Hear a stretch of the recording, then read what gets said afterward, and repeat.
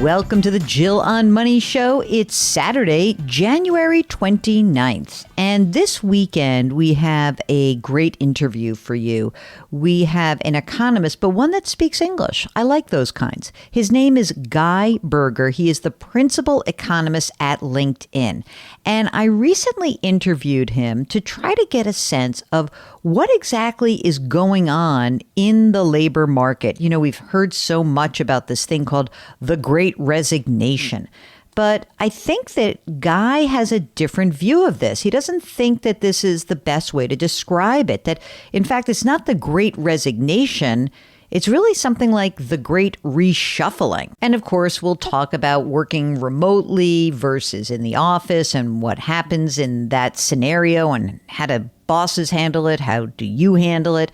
So this is just part one. And of course, I encourage you, if you are thinking about changing jobs or careers, send us a note, jillonmoney.com, click the contact button. Okay, here's our interview with Guy Berger. I'm so psyched to talk about this because we're talking about the Great Resignation. We're talking about the labor market. We're talking about the economy. Let's take a big picture look. We're coming out of 2020 and 2021, two really weird years. Talk a little bit about how you saw the labor market change over the course of the last 2.5 years. What is really going on? Big picture, 20,000 miles up in the air. I think if you think back on the 2010s, the period after the 2008, 2000 recession, a lot of what people remember is just it took a really long time to dig out of a big hole. Unemployment was elevated for a long time. Wage growth was really weak. I think, when COVID hit and the economy contracted very sharply in the spring of 2020, and unemployment spiked and lots of people lost their jobs. People worried, man, are we headed for another round of that? And that just didn't happen. We've had a really fast, it's not complete, but we had a very fast recovery in the labor market. The share of Americans of prime working age who have a job, we basically closed a bigger gap than we had, after the Great Recession in much faster time. It took us less than 2 years to get back to where it took us about 10 years. And on top of that, we talk about labor market, pay growth, which is sort of the big disappointment of last expansion has been, at least in dollar terms, has been really fast, and particularly fast, I think, for a lot of people to think of as generally lower paid workers. So I think in a lot of respects, it just feels very different. I agree with you. It feels weird given what we've historically been used to in the last, decade, 2 decades. All things considered, despite everything else that's going on in the world that's not necessarily more challenging, this part is good news. To what do you attribute the rapid recovery? Is it the nature of a pandemic recession, or is it the government response, or is it yes to both of those? I think it's probably a mix. I think there is, another economist, Claudia Som, had this great description way at the beginning of the pandemic, that she described the pandemic kind of as a Category 5 hurricane that was except it was sitting over the entire country. And generally, when you look at natural disasters, things tend to recover pretty quickly. Part of this is sort of a recovery from natural disaster. But on top of that, what are natural disasters noteworthy? The government responds pretty aggressively, like rebuilding money.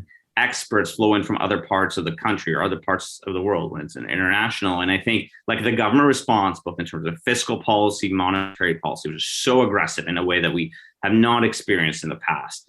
And I think that made a big difference in allowing us to close that gap so fast. And from the perspective of, whether it was the stimulus checks or the expanded unemployment or the Paycheck Protection Program, all these things, at this point are politically controversial. And I won't touch on that. Just in terms of did they collectively drive a better impact than you would have seen in their absence? Absolutely. So I want to get into a little bit of the dynamic of the labor force, where we are now, almost exactly 2 years after COVID began. So in February of 2020, the unemployment rate in the United States was 3.5%. Did that mask something else going on in the labor market? Was it not quite as good as that indicated, or was it that good? Well, I think first thing, I don't want to dismiss what the labor market looked like in, right before COVID hit. It was in the best shape, I think, that we'd seen probably in like maybe 20 years. I don't think it was perfect. And I think it's the same thing now. We think at 3.9%. I don't think like this is sort of like as good as it can get. On top of that, I think this is what's interesting. There are other parts of the labor market that I would expect to see when unemployment was a lot lower than 3.9%. Things like job postings are, off the charts right now. Hiring and quit rates that we see from the government data are way higher than we saw at a comparable point in the last expansion. So like people are just switching jobs much more. We see it in our data too. When we look at transition LinkedIn data, looking at transitioning people ending old jobs and starting new ones, it's not just they're higher than a year ago, which is not surprising given how much the economy recovered, but they're higher than 2 years ago. And I think that's pretty remarkable. It just shows in some respects the job market actually looks stronger than it did, before COVID. And I think that's interesting. And I think from the perspective of workers, people that are looking for jobs, especially people without college degrees and people in lower paid jobs, they might actually feel like they're, at least in terms of pay and opportunities out there and how hungry employers are to hire them, they might actually think this is potentially better than it was. Now, here's my question to you. Is it fair to say that a lot of the people who were in crappy, low-paying jobs are now able to say, hey, you know what? I don't have to work over a fry-a-later to have inconsistent hours, no benefits, when I could go work in a warehouse and get paid $21 an hour, get a bonus for signing on, and get healthcare.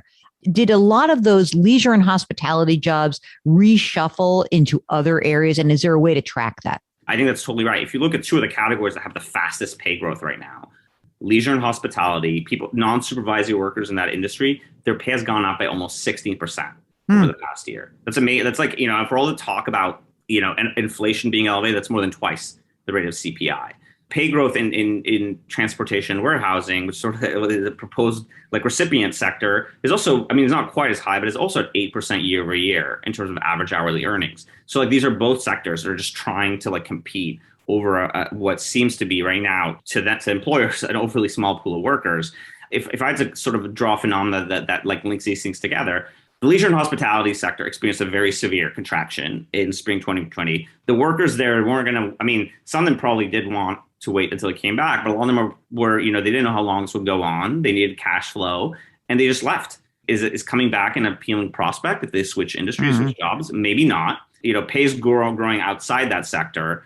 Hiring in that sector relative to the before COVID times is up something like 40%, higher than any other industry. The industry is smaller. So it is trying to hire like crazy through the mechanism of wage growth, but it's almost running to stand still because it experienced so much competition for those same workers. If you're in that sector and you're working there, again, these workers are still many of them are still relatively low paid, but you have way more bargaining power than you had in 2020. So let's talk a little bit about the that shift where, amid the great reshuffle, that people are clearly saying, I've got a little leverage here. Yep. So people seem to actually believe this finally, which is good because I feel like that's been happening for a while. That's a positive outcome. How do you see people using that leverage? Are they using the leverage to say to their boss, hey, Guy, I've been working for you for 8 years. I've gotten, I look around, I go onto LinkedIn. I've had a lot of opportunities. Pay me more. So are people extracting more money from their current employers, or are they using that leverage to actually move to a different industry, move to a different area, anything like that? How is the leverage being used by workers right now? And I know this is broad, so maybe we can talk about it in the lower wage, middle, and higher wage workers. Well, I think it's a mix. So the first thing is I think that people are kind of pushing their employers to give them, or employers feel like they have to give them more pay, sometimes more generous benefits. Sometimes you hear about let's call it what seems like a little bit of like a fun things like pet health insurance, but like a lot of times it's like much more, garden variety, like better hours, more control over your time, et cetera. And then some things that sort of we haven't thought as mass benefits that I think are probably more available to people with college degrees, but also to some degree more and more, more than the past, people without college degrees, like remote work and hybrid work. I think you are, again, it depends. It is hard to be a leisure and hospitality worker or a retail worker or a restaurant worker, a manufacturing worker that works remotely. But I think there are other industries where there are low-paying workers where there is some access to that. And so I think we've seen that increase a lot in job postings in our data. But on top of that, even in roles that we haven't thought of as traditionally as college educated, again, it's not as prevalent. So I don't want to paint this picture that everybody that's without a college degree is going to be working remote, but they have more access to it. They did. As far as are they getting it by leaving their jobs versus bargaining with their old jobs? There's always the case that pay growth for people that switch jobs is higher than for people that, or almost always the case, for people that stay in their jobs. That's the nature of it. For whatever reason, people find it easier to strike a new bargain that's more favorable with a new manager, with a new company than with the old one. And so that's what's driving it. But implicitly, it also creates better conditions for, like, that feedback cycle generates better conditions for people coming in, and also to some degree for people that are staying put. I mean, people that are staying put are also getting bigger pay increases than did in the past. There's just this big virtuous cycle that favors workers are switching, workers are staying, workers that are coming in, that, again, we have not really experienced in a long time. I know you're an economist, but put your boss hat on. You have a group that you manage, right? Yep. Okay. So talk about how you feel like business leaders and managers are doing, trying to juggle the idea of come back to the office, don't come back to the office. What's the right mix that you're hearing about and that, like, you find? I mean, it's hard to manage people remotely. That's what I'm hearing. When I talk to a lot of folks, they have a very tough time. It's quite onerous, frankly, than, saying everyone get into the conference room, we're going to bang out some ideas. So how do you manage that? And maybe what tips can you give to those folks who are either managing people and communicating with their staff about, this is a somewhat uncertain time, but like in general, where we are right now?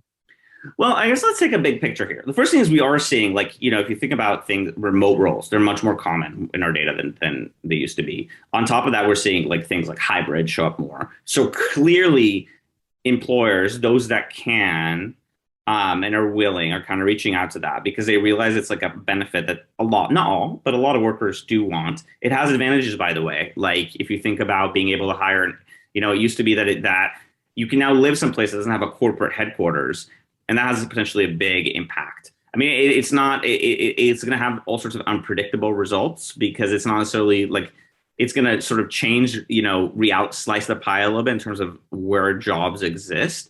I don't think we yet know what the shakeout is. Austin was doing, and Denver were doing really well. And before the pandemic, they're still doing really well. That's the picture of what's happening. I think that the first thing is it's hard, but we also think about the last few decades, more than that, of how work has changed. It changed a lot. I mean, how hard was it to convince a bunch of people that were formerly farmers to work in factories, in the 19th century, or for that matter, more recently, if you think about the biggest economic transformation of the second half of the 20th century is China. So I think on the scale of transformations, my opinion is there have been bigger ones. And I think if those things were figured out, we will be able to figure this out too. I think there needs to be a lot of patience about figuring out what the right balance is. I actually think in some respects, hybrid might be more complex than remote because an all remote team, it's not, I mean, it wasn't super common before the pandemic, but it's existed.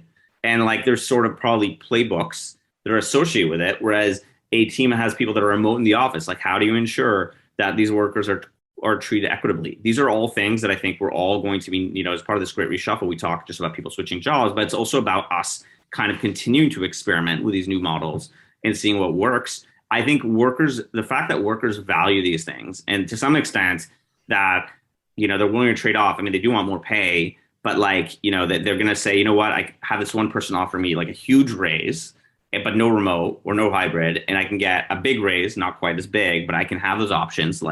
Workers clearly value this stuff. It seemed to me that there was this, everyone's got to get back into the office because our productivity is suffering. And I'm like, where's the research that's showing that? There is no way they knew what their productivity was before. In other words, you were sitting in the office. You and I are in the office, right? I'm at LinkedIn. You came in from the West Coast. We're at LinkedIn. And I'm like, I want to come to LinkedIn. I go down to the Empire State Building. We go have coffees. And we hang out with kibitz for an hour about nothing. Am I productive just because I've been in the office? So what is the evidence that productivity dips when we are remote, or is there? Well, I think there's been a lot of studies weighing on this in lots of ways. And I think the truth is, let's actually be upfront about something very important, which is we are in very early days of this experiment. There's some evidence in a paper based on Microsoft or, parent company Microsoft's data on how people adjust, and some conclusion there's maybe that was a hit to efficiency. I guess I'm curious how long that lasts. People adapt. Again, it's one thing to figure things out on the fly.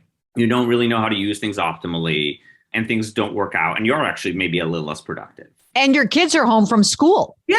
There's a lot of things going on. I think the question is, if that continues for 10 years, are all those productivity hits likely to persist? No, because there's going to be adaptation. So again, is it possible this is like a slight drag in aggregate? That's also, I think, potentially true. It's hard. I think it's just really hard right now to tell what the long run impact is. Again, like things change. I mean, I always think about the story. This is like an analogy, but like you always hear the story about when electricity was first discovered and started bringing it to factories. It didn't boost like the productivity of factories very much because they essentially didn't know how to they just didn't really know how to use it. And then what happens is once you start building factories around what electricity can do versus prior forms of energy, then that's when the productivity gains start. Or like my joke is always like computers, we had word processors back in like the 80s or whenever they came up. If you think of a computer just as a electric or digital typewriter, sure, it's like there's some improvement. You don't have to use the whiteout. I'm old enough to remember when you had to do that. I hated typewriters. But I think that the big gains that came from computers, once we started thinking about other things they could do that typewriters couldn't do at all. And I think that's sort of it with remote work. We are going to figure out and hybrid work too. I mean, is it going to be hard? Is it going to be trial and error? For sure. In 10 years, will we have these things way more figured out and smooth than now? I have no doubt about it. Well, thanks so much for listening. We'll have the second part of this interview with Guy Berger, the principal economist at LinkedIn.